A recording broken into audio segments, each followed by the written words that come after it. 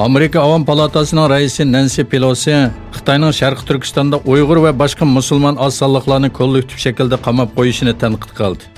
Pelosi Amerika Tashqi ishlar ministrligi qarmog'ida bu yil 2-chi qitim o'tkazilgan diniy erkinliklar xizmati yig'inida so'z qilib, Pelosi Xitoyning Xinjiang Uyg'ur avtonom rayonida Uyg'ur va boshqa oz sonliq musulmonlarni keng ko'lamda qamab qo'yishini va bostirishini tanqid qilib mundaq dedi. Xitoyda yuz berayotgan ishlar dunyoning vijdoniga qilingan bir xiris. Buning davomlashishiga yo'l qo'ymaymiz. Yana bir tarafdan Pelosi nurg'ulg'an davlatning Xitoy bilan bo'lgan iqtisodiy munosabatlari sababli musulmonlarning qamab qo'yilishiga sukut qilayotganligi haqida to'xtalib, davlat rahbarlarining bir farq hosil qilish uchun diniy erkinlik masalasida qat'iy pozitsiyada bo'lish kerakligini ta'kidladi. Xitoy Tashqi ishlar ministrligi Amerika prezidenti Trampning Xitoy iqtisodining bu yilning 2-faslida 6,2% o'sishini savdo urushining natijasi deb atishiga norozilik bildirdi.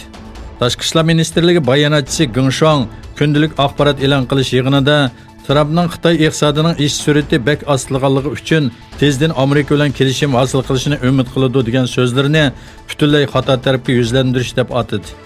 Gingshong dunyo iqtisodiy ishidagi aniqsizlik va muqimsizlikni nazarda tutganda Xitoyning milliy ishlab chiqarish umumiy qimmatining yaxshi ekanligini aytdi hamda Xitoyning tang taraflamalik holda kelishim hosil qilish umidida emasligini ta'kidladi.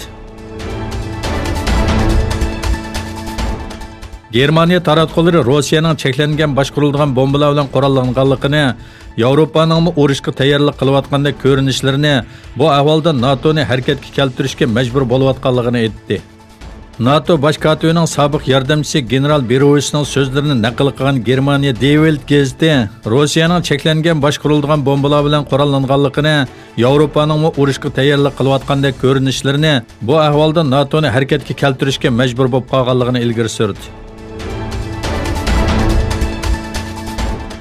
Amerika prezidenti Donald Trump Obama hukumati davrida Turkiyaga vatanparvar nomli urush aeroplanlarining setilmasligining xato ekanligini, shuning bilan birga Rossiyaning S-400 havo mudofaa sistemasi olganligi uchun Turkiyaga F-35 urush aeroplanlari setib bermaydiganligini aytdi.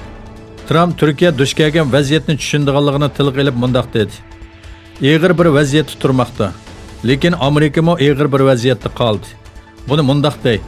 Rossiyadan havo mudofaa sistemasi olganligi uchun Amerika NATO'dagi ittifoqdoshi bo'lgan Turkiyaga urush aeroplanini setib bermaydi.